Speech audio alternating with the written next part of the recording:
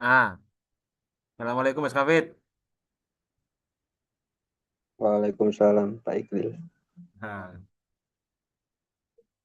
Mas Kafid, eh, kelas Children Literature, ya, itu hari Jumat kamu dengan Pak Iqlil sama kakak kelas, sama Mas Holly, sama Mbak Nurul, Mbak Anggi itu loh. Itu jam 8 Mas Kafid. Kamu hadiro, Oh biar, enggak Pak. biar Pak Iqlil nggak record apa Zoom terus. Rame kok, Enggak. rame. Tiap hari Jumat jam 8, telat paling jam 8 lebih 15 menit lah. Gitu ya. Rame. Kalau yang kelas ini, kelas digital literacy ini agak sepi. Kamu sama Mas Abim toh. Mas Abim kayaknya nggak hadir. Halo, Mas Abim. Sehat ya kamu ya? Iya Pak. Sehat. Rumahmu mana sih Mas Abid? Di Pacet. Oh, waduh, itu loh. Pacet mana Mas Abid? Pacet Kemirinya Pak. Oh, Kemiri. Kemiri. Cendono itu ya. Enggak. Berarti tempatmu itu atasnya Pak Irfan. Rumahmu itu. Ya betul Pak. Makanya kok males ke kampus. Agak jauh ya. Tapi sekali-kali ya nggak apa-apa Mas Hafid. Ya, ke kampus, ngobrol-ngobrol santai. Ya, Enggak Pak. oke Mas Hafid, langsung aja ya. Kita hari ini kita mulai ya. Ya, bukunya itu ya saya Baik. share di grup itu. Ada dua. Yang pertama itu Suara dari Margin, ya. Yang ketiga, yang pertama, yang kedua ini New Literacy Studies. Ya, dari yang ngarang ini siapa kemarin itu? Lupa saya. Bukunya pokoknya ada di ini, yang ada di grup. Ada di grup itu buku pegangannya. Ingat Mas Hafid, kamu harus masuk minimal hadir itu jangan sampai melebihi ketidakhadirannya itu jangan sampai tidak melebihi 4 kali pertemuan. Ya, jangan sampai melebihi 4 kali pertemuan. Dikit-dikit aja yang penting intinya tersampaikan. Kamu apa tanya sedikit-sedikit udah bisa lulus ya jangan sampai tidak masuk sama sekali berbahaya.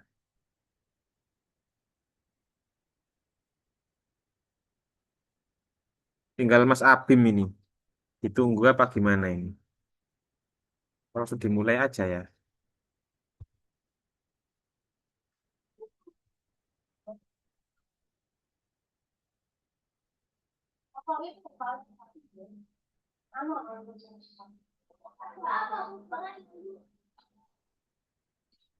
Kalau kemarin kita nerangkan tentang literasi digital ya, sekarang challenge-nya apa kendalanya? Kemarin kita terangkan tentang minim rendahnya juga sedikit-sedikit, tapi kita hari ini perdalam lagi apa ininya kelemahannya lagi di eh, pendekatan literasi baru ini sekarang. Hari ini fokus ke situ.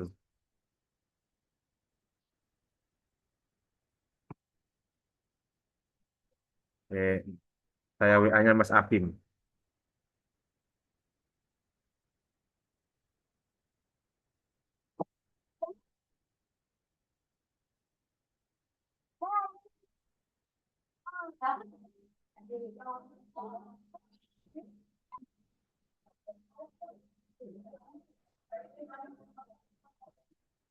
Jadi kalau kita pahami Mas Hafid kemarin itu ya, literasi itu yang kita pahami kan hanya fokus ke baca dan tulis ya.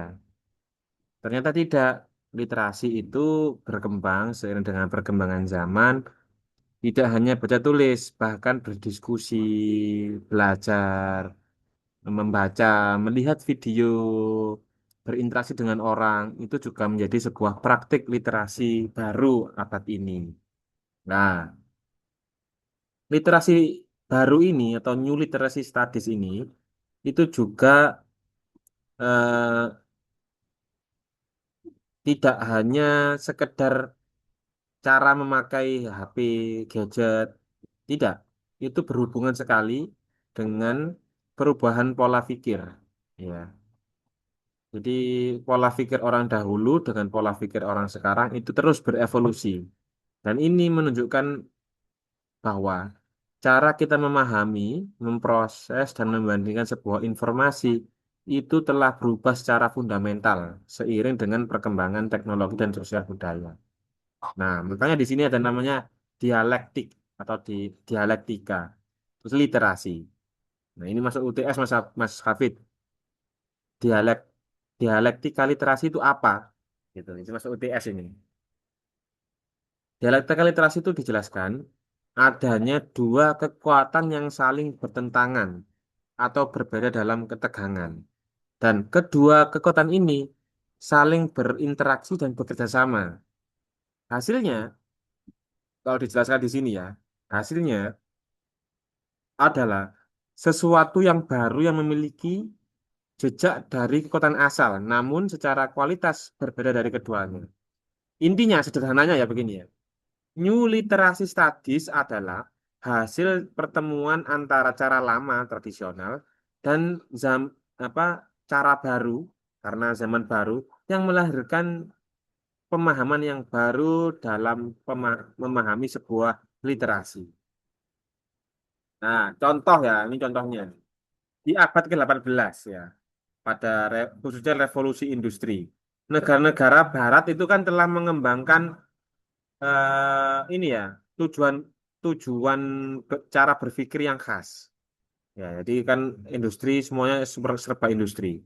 Nah, hal ini menjadikan literasi kita saat ini itu dipengaruhi oleh sejarah-sejarah industrialisasi. Namun ya, uniknya ya, sekarang kita sedang mengalami pergeseran menuju pola pikir yang baru melampaui model-model industri tersebut. Jadi eh, pemahaman literasi di era sekarang itu tidak bisa dilakukan dengan hanya melihat baca tulis saja, melainkan harus dilihat sebagai evolusi cara berpikir. Itu Mas, mindset itu berubah. Kalau dulu itu kan semua itu kan ada revolusi industri ya, sampai adanya PKI itu kan dipelopori oleh revolusi industri ini. Semuanya itu harus industri yang apa memegang ilmu atau memegang kuasa tentang industri, dia yang berkuasa awal-awal dulu. Dan ini merubah seluruh pola pikir. Dan sekarang pun begitu sama.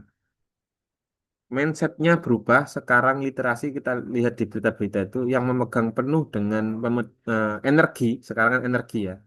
Bisa itu energi berupa listrik, bisa berupa BBM seperti sekarang ini, itu yang memegang kendali dunia. Sama kayak seperti itu. Dan ini power ini terus berkembang. Wacana itu namanya apa dialektika literasi itu namanya wacana itu. Itu berkembang setelah eh, apa namanya era industri.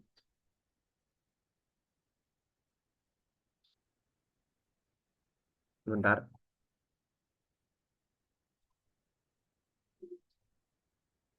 Setelah industri selesai, revolusi industri selesai, ada lahirlah post industrial era. Jadi industri setelah setelah pasca revolusi industri. Karena apa? Revolusi industri itu melahirkan banyak sekali eh, ini penderitaan-penderitaan ya. Yang miskin itu semakin contohnya ya, yang miskin semakin miskin, yang kaya semakin kaya, ketimpangan antaranya desa dengan kota itu terlampau jauh. Masyarakat yang tidak berpendidikan itu semakin miskin ya, gapnya itu miskin jadi budak selamanya lah, tapi secara halus. Ya ini dialami sekarang di Indonesia sama ya.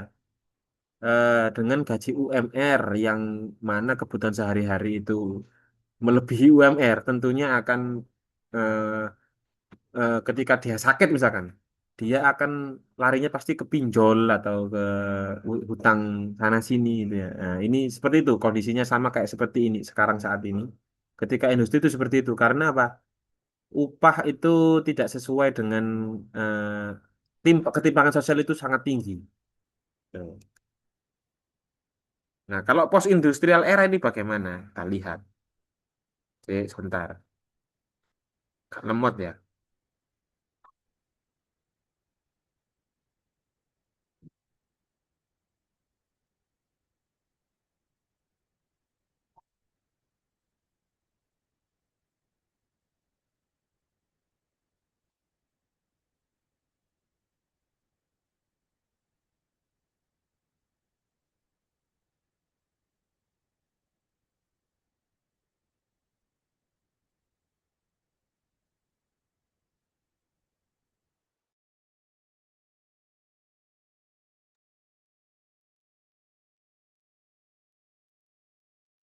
Jadi ketika pasca industri ada banyak perubahan.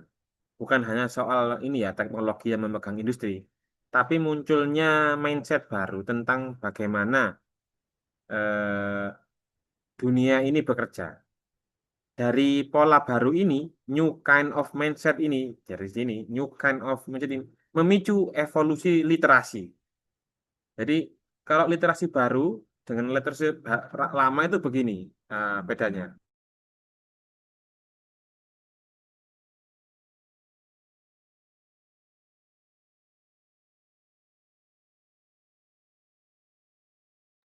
Ada mobil lewat ada berisik ya.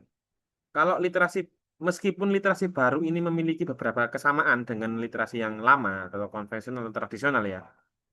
Nah, yang berkembang di era modern eh, ada hal-hal yang berbeda yang sangat mendasar dalam literasi new literasi ini. Yang pertama, ini tapi bukan hanya ini ya, bukan hanya sekedar komputer, gadget, HP, bukan. Tapi yang pertama, adanya krisis di dunia pendidikan.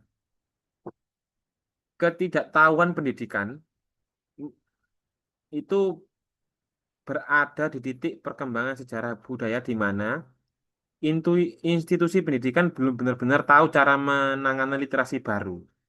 Nah, dominasi literasi lama dari aktivitas sehari-hari di sekolah itu masih didominasi oleh literasi lama, hanya membaca buku teks secara linier atau menulis masalah makalah tradisional dan lain-lain. Jadi sekolah ini belum siap. Dan di pasca industria ini juga ada namanya kesenjangan gap tadi sudah saya bilang. Gap itu artinya kesenjangan. Kesenjangan antara yang dilakukan oleh siswa di sekolah dengan bagaimana mereka berinteraksi dengan dunia luar menggunakan literasi baru ini. Ya, jadi begini, saya terangkan.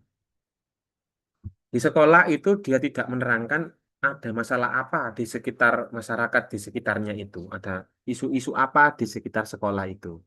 Dia hanya fokus ke teks, tapi tidak difokuskan untuk menyelesaikan permasalahan di sekitar lingkungan sekolah atau di sekitar tempat tinggalnya dia. Contoh ya, contoh ya, di sekolah pasti kamu tidak dikasih tahu caranya literasi tentang misalkan di sekolah di daerah kamu banjir gitu ya. Bagaimana masalahnya banjir di desa saya ini? Kan tidak diterangkan diaplikasikan nyata seperti itu kan? Ada gap kesenjangan antaranya di teks dengan kebutuhan di masyarakat, masalah di masyarakat. Nah, ini menjadikan masyarakat di pendidikan itu ada ada dinding tebal yang memisahkan antaranya kedekatan antaranya warganya dengan dunia pendidikan. Eksklusivitas ini menjadikan sistem pendidikan di dunia itu eh, setelah pasca industri itu ya dengan pola pikir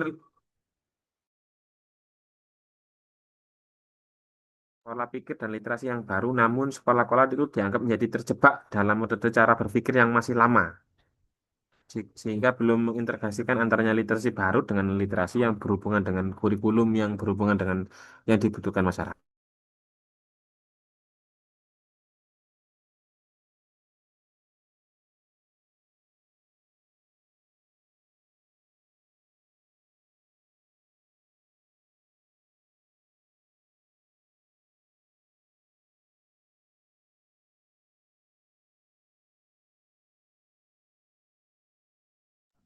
Rungokno ya. Mm-mm. Ini ada teman-teman anak bahasa Indonesia semester akhir ya. Nggak apa-apa, kita belajar bareng. Intinya begini, Mas Hafid. Intinya ya, literasi itu berubah. Yang dulu itu hanya fokus ke teks, baca tulis saja. Kalau sekarang itu berkembang. Eh, karena perkembangan zaman juga. Jadi di dunia pendidikan pun sama ya. Ini juga kritik terhadap guru-guru di sekolah yang fokus hanya buku teks tapi mengindahkan literasi, kebutuhan literasi di sekeliling sekolah. Nah, dan literasi ini bentuknya macam-macam, tidak hanya berupa ini ya, teks di sekolah aja. Misalkan tadi saya contohkan banjir, misalkan kebakaran hutan, itu masalahnya di mana? Itu ada pemisah ya antaranya literasi yang dilakukan di sekolah dengan kehidupan mereka di sehari-hari. Kebutuhan mereka itu apa sih di sekitar mereka itu nggak dihubungkan gitu ya. Seolah-olah ada pemisah gitulah. Sama ya, pasca industri kalau industri tahu ya revolusi industri tahu ya revolusi industri Mas Hafid. Halo, Ya, Pak. revolusi industri tahu? Ada peristiwa apa? Level. Hmm? Jadi industri ada revolusi industri itu pada waktu itu jadi uh, munculnya ada teknologi namanya mesin uap awalnya itu. Mesin uap ini yang menjadikan transportasi menjadi lebih cepat. Contoh ada kereta api. Dulu kereta api kan awalnya itu kan pakai mesin uap ya. Dulunya kan pakai uh, tenaga binatang, kuda atau pakai ini ya, apa manual ya, pakai tenaga manusia. Nah, berkat adanya Manusia. tenaga uap ini, yang awalnya mungkin mengirim barang itu cuman eh, yang awalnya 7 hari jadi 1 hari. Tidak hanya di kereta api, apa jenenge itu kapal itu kan juga pakai mesin uap. Apalagi ya? Semuanya itu berubah karena ada mesin uap tadi itu. Akhirnya orang yang memegang teknologi mesin uap ini dia yang berkuasa. Tenaga apa teknologi yang memegang teknologi ini yang dia yang berkuasa. Dan ini merubah seluruh mindset masyarakat di daerah Eropa sana. Bahkan di Eropa ya, di Eropa itu ada yang namanya kalau orang Indian itu kuda hitam. Tahu istilah kuda hitam? Munculnya kuda hitam itu tahu dari mana? Itu muncul dari kereta api itu kan warnanya hitam. Kereta api itu kan warnanya hitam. Logistik apa hasil bumi di Amerika itu dengan cepat, masif dan cepat itu diangkut oleh eh, kereta api ini. Kan kalau ada cerita di film-film itu kan ada suku Indian sama Kobo itu ya yang jarah ini ya apa kereta api itu kan. Itu memang seperti itu kejadiannya. Apa kenyataannya memang begitu. Dan ini merubah seluruh masyarakat di seluruh dunia yang memegang teknologi yang dia yang menang. Kalau sekarang yang megang BBM yang menang ya, Prince Bahlil itu yang berkuasa. Iya memang begitu. Memang eranya begitu. Yang megang energi dia yang menang, yang megang energi dia yang survive. Dan literasi ini bukan hanya sekedar baca tulis ya. Dia harus bisa memahami kebutuh apa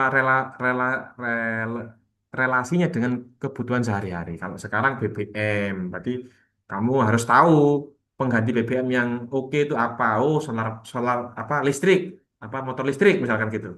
Caranya gimana ini? Ya, harusnya sejak sejak kecil anak-anak sekolah diajari caranya mendapatkan tenaga surya misalkan PLTS gitu pembangkit listrik tenaga surya yang diinstal diinstal manual anak SD harusnya begitu anak SD sekarang sudah aware dengan energi gitu tapi coba lihat di sekolah-sekolah enggak kan. Arek sekolah-sekolah paling saya kira sibuk ambek FF ambek apa FF ambek apa sebenarnya ada bisa nih niku Mobile Legend. Nah, padahal di luar itu sudah anak kecil itu sudah begitu, sudah diajari install PLTS, terus ngerakit sepeda listrik, begitu, Rek. Kalau kita tertinggal, tentunya ketika ada masalah seperti dulu, pasca revolusi industri apa? Pasca revolusi industri. Itu sampai merubah mindset itu. Sampai merubah ideologi bangsa. Lahirnya apa Partai Komunis Indonesia, apa PKI itu kan pemicunya kan revolusi industri, Mas Hafid. Ya, teman-teman ya.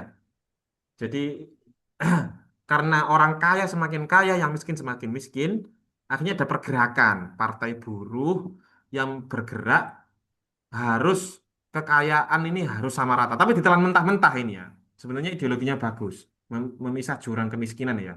Tapi ditelan mentah-mentah di Indonesia, akhirnya apa? Sebenarnya bagus loh ya. Orang apa? Hanya di Indonesia kan begini. Orang yang punya sawah banyak itu dibagi rata, ya kan dulu PKI itu. Orang yang kaya hartanya dijarah, dibagikan orang miskin-miskin. Dulu itu begitu.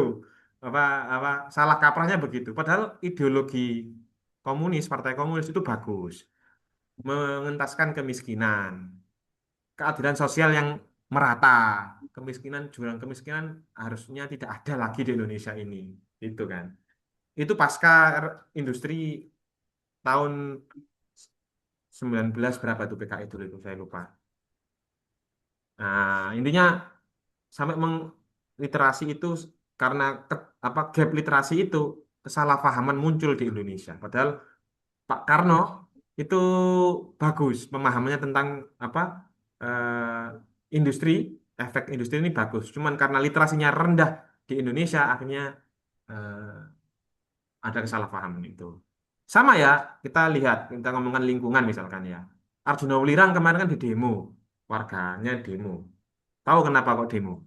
Karena ada investor mau bangun resort nggak salah atau hotel nggak salah ya di daerah kawasan Arjuna Wulirang.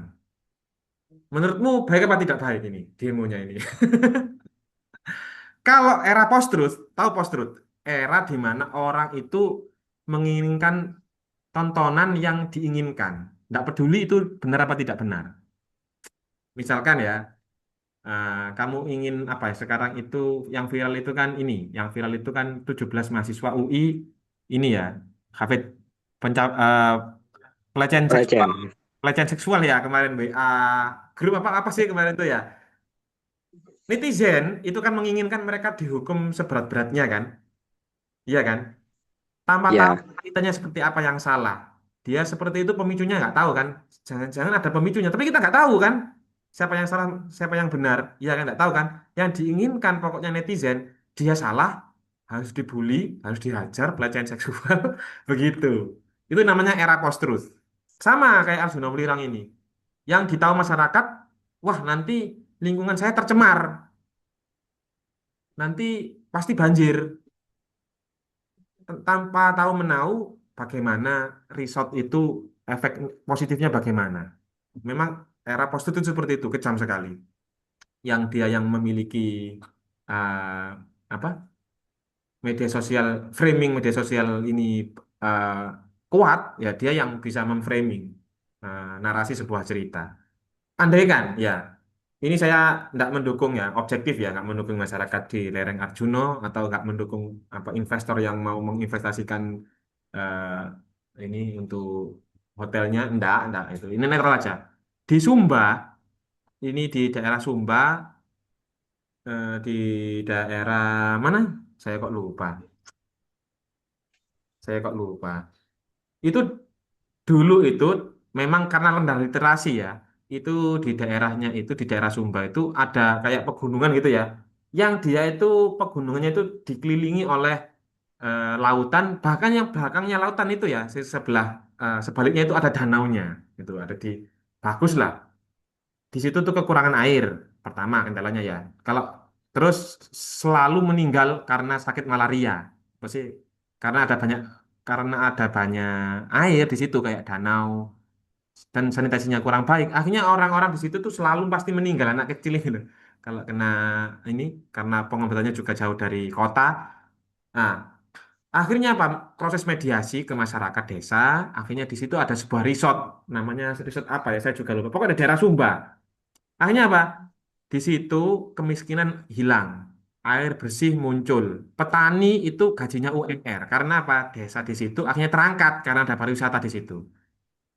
yang dijual di hotel itu pun sayur-sayur mayurnya itu diambil dari Pak Tani itu, sayur-sayurnya diambil dari Pak Tani. Karena apa? Hotel itu kalau ngambil dari luar pulau, ya itu kan memakan waktu lama kan. Akhirnya memanfaatkan petani untuk dijual di situ. Bahkan si turis-turis asing pun ini juga belajar menanam padi, menanam di membantu petani di situ. Nah, ini kejadian yang sudah terjadi di Sumba, ada resort. Andaikan Arjuna Wulirang itu investor asing itu dia ke situ, insya Allah ya, mungkin nggak harus ya, nggak harus, tapi bisa jadi literasi mereka, kendala mereka, eh, apa masalah-masalah yang dialami oleh sekitar di lereng Arjuna Wulirang akan teratasi gitu. Itu. Lagi ini jadi kenapa? Semakin rendah literasi di sebuah desa atau di golongan masyarakat, semakin brutal perilaku mereka. Semakin literasi rendah, semakin brutal perilaku mereka. Kamu lihat aja wes kemana gitu. Dia semakin banyak apa jambret atau semakin apa sih apa jenenge iku, perilaku perilaku yang asusila, jelas literasinya rendah gitu. Selalu apa kalau beropini itu nggak berdasar gitu. Dia diutamakan apa? Logika mistika. Nggak boleh bangun di situ nanti kamu ngamuk, apa sing penunggunya ngamuk. Mesti begitu. Nah, nggak dilihat aspek yang kebermanfaatannya nggak dilihat sama sekali. Lah itu logika logikanya begitu. Kadang-kadang nggak semuanya tapi ya. Nah, literasi di sini pentingnya di situ dan tidak harus di sekolah ya. New Literacy Studies (NLS) ya. Literasi baru ini tidak hanya baca tulis, tapi harus dihubungkan dengan kebutuhan sehari-hari, relevansinya sehari-hari. Nah, ini kamu jadi guru misalkan ya, jangan di dalam kelas terus. Ya sekali-kali kamu bukakan wacana, oh apa di luar teks buku gitu. Di daerah sini potensi wisatanya apa sih? Kenapa kok nggak berpotensi jadi wisata? Kan di setiap desa kan dikasih 3M ya, ya, ya, ya. BUMDes itu. Tapi rata-rata kenapa kok nggak? Ya sebagian berhasil ya. Tapi tak lihat rata-rata itu mangkrak. Kayak saya di daerah saya itu namanya ada Putuk Kentongan. Di daerah saya itu ada Putuk Kentongan. Ya sepi pengunjung. Andai kan mereka punya literasi bagus gitu ya. Itu mungkin akan berubah. Kamu tahu ini depannya Mertek rek ono Geraha Popi kok wedel ngene Geraha Popi ngerti kan? Iya. Ya, ngerti kan? Mas Hafid ngerti nggak? Itu dulu apa tahu ngerti kamu? Dulu itu. Dulu sebelum jadi Geraha Popi itu dulu itu wisata lumba-lumba, ada apa ya? Pertunjukan lumba-lumba, pertunjukan lumba-lumba. Dan sukses di eranya. Bahkan sampai ada lagunya. Nggak salah itu lagunya itu si lumba-lumba gitu loh pokoknya. Nggak salah kalau saya nggak lupa itu. Akhirnya orang itu ke situ semua. Maksudnya sampai saya Mojosari kan ya, sampai ke situ gitu loh, sampai Surabaya itu ke situ lihat pengen lihat lumba-lumba. Kreatif gitu loh. Oh, kebutuhannya mereka itu tidak hanya patirtaan saja, hanya menjual kolam-kolam renang saja. Ada lumba-lumbanya, ada biodiversity-nya, ada wahananya yang lain. Kalau sekarang nggak dipikir itu pokoknya ada proyek ngono-ngono digawe no mari wis lepas tangan Sustain- sustainability apa sih keberlanjutannya nggak diindahkan karena apa minimnya literasi mereka nggak punya sekedar berimajinasi untuk survive ini ya apa sih caranya gitu nggak iso yang dipikirkan selalu negatif misalkan buat buat petirtaan ya Pak nanti tuh pompa air butuh listrik. Nah, kan nggak melek ya kan diinstal PLTS tadi aku kok PLTS tenaga surya kan listriknya kan selesai nggak ada yang dikeluarkan apa solar solar kan enggak untuk pompanya kan enggak ini masalah mindset aja dari dulu begitu ya industri revolusi industri selalu memunculkan mindset mindset baru sekarang waduh mati wes YouTube musimnya habis ini mau 10 menit lagi mau habis Mas Hafid ya. Saya singkat-singkat aja. Setelah Jumatan sisa nih. Ki. Em, Saya ada contoh kayak contoh kasus saya punya eh, yang diterangkan di Suara dari Margin ini. Suara dari Margin ini saya singkat aja ya. Eh, Seorang TKI apa? Pekerja TKI itu tenaga kerja Indonesia yang di asing ya. Nah, dia itu eh, dapat perlakuan rasis di negaranya. Nggak salah negaranya yang dia kunjungi itu Cina. Cina apa Jepang ya? Cina nggak salah. Cina apa Korea gitu. Oh bukan Jepang. Cina kalau nggak Cina ya Korea. Buku ini menceritakan kehidupan seorang perempuan ya Muslim, perempuan Muslim Asia ya. Itu kan rasis ya. Kalau di luar itu kan perempuan hitam miskin gitu ya. Kalau di sini tuh gitu. Orang Islam bahkan di Korea orang Islam itu dianggap apa ya? Dianggap sama ya di Jepang. Sekarang kamu search di Google berita. Pembangunan masjid itu dilarang. Bangun masjid itu loh dilarang di Jepang itu. Karena apa? Kayak kayak sama ya kayak di New York sama kayak di Korea kayaknya banyak penolakan orang Islam ini.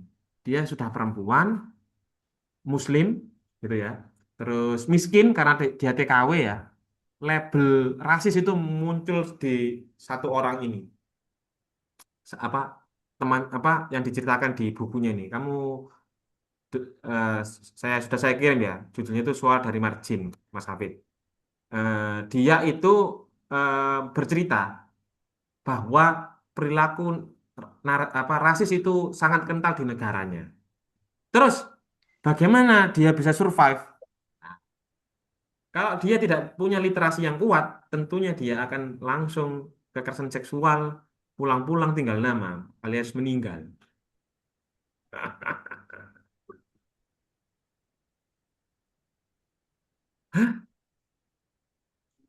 Iki apa iki ngomong itu kon ndi iki sing iki.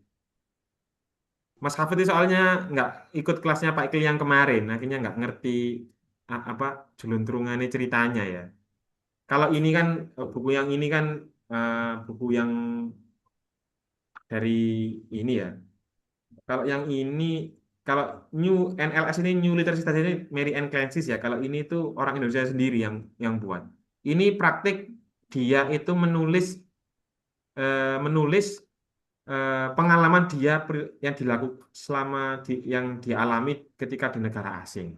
Dan dia itu membuat komunitas gitu ya, yang saling sharing. Hei, kamu bisa begini dah, bisa begitu dah. Ada kisah unik ya yang dia ceritakan di buku ini. Jadi dia itu si tuan rumah itu dia tidak mau masuk ke dapurnya dia.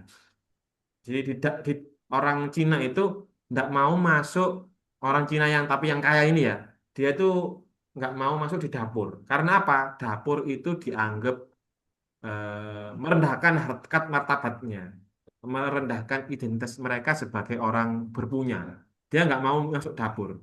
Ketika ada tamu itu yang disuruh itu pembantunya. Dia nggak mau ke dapur pokoknya. Nah, dapur ini menjadi third space. Third space itu ruang ketiga, yang mana itu adalah ruang dia bisa menulis. Jadi dia itu menyembunyikan tulisan puisinya atau cerpennya itu eh, di dapur, di sela-sela di sela-sela rak dapur. Ceritanya dia itu di situ begitu. Dengan dia itu sering menulis ya, curhat pakai pakai pakai tulisan itu ya. Dia itu suaranya itu terdengar lantang, akhirnya ada peraturan pemerintah yang menjadikan TKW itu dilindungi hak-haknya. Dulu enggak dilindungi. Dulu ya pemerintah kalau ada yang meninggal di daerah di luar negeri ya nggak dapat hukuman orang-orang luar negeri itu. Dan sekarang sudah ada hukum internasional yang merancang itu gara-gara eh, lantang mereka bersuara. Gara-gara mereka itu melek literasi. Sama ya kayak Cut Nyak Din kalau kita logikakan dengan Ibu kita Kartini yang kemarin 14 April diperingati itu, kenapa Cut Nyak Din itu nggak populer? Yang lebih populer itu Ibu kita Kartini. Kartini. Karena Ibu kita Kartini dia itu bisa menulis, bisa berliterasi. Sementara Cut Nyak Din hanya berperang melawan penjajah gitu. Dan nggak diperingati. Kalau si ibu kita Kartini diperingati, ya kan kemarin itu kan ibu kita Kartini. Gitu Mas Hafid untuk hari ini. Semoga Iya, Pak. menginspirasi kamu kalau literasi ini tidak hanya baca tulis intinya.